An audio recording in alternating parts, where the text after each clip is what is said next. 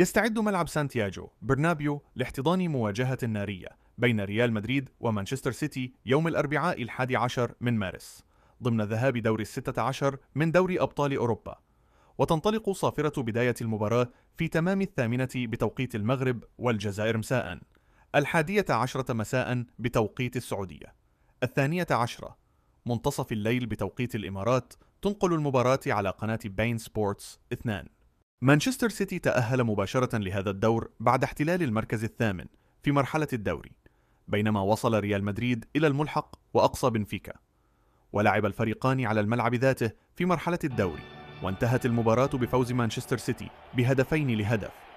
ويدخل الفريق الملكي اللقاء وعينه على استغلال عاملي الأرض والجمهور في معقله الشهير سانتياغو برنابيو لتحقيق نتيجة إيجابية تمنحه أفضلية قبل موقعة الإياب، بينما يطمح مانشستر سيتي لمواصلة نتائجه القوية خارج أرضه والعودة من مدريد بنتيجة مريحة تعزز فرصه في حسم بطاقة التأهل.